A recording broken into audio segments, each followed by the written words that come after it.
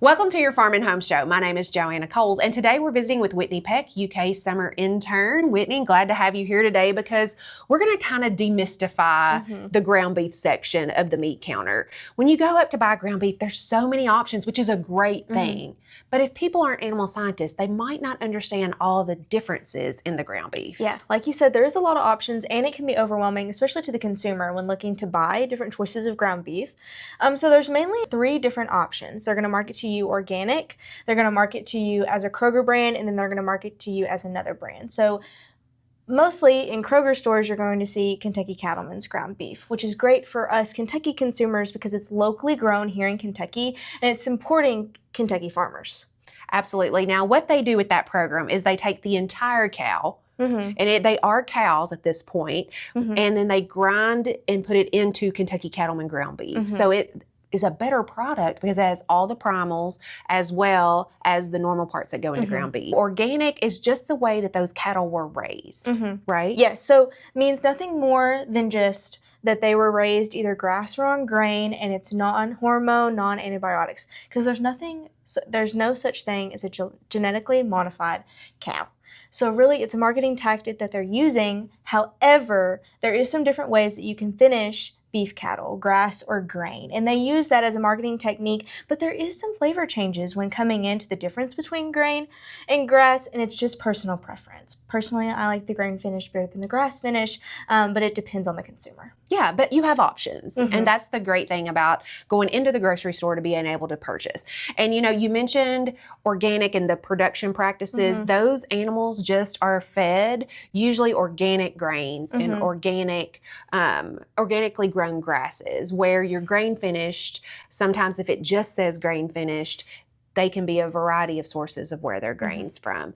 So the store brand can range from a total of leaner cuts, so programmed to be leaner, or more of that 80-20 that we're seeing that's more of a fat content. So it's usually just, again, consumer personal preference. If your doctor told you that you need to have some leaner ground beef, then maybe Laura's Lean here local to Kentucky in the Lexington area is a better option for you. If you're looking to make that perfect burger, 80-20 would be a better option because it's going to stick together better when you're cooking it. So really a consumer preference, but also what the ground beef is being used for. Right. And those numbers, when it says 95.5, that's just the percentage of lean to fat.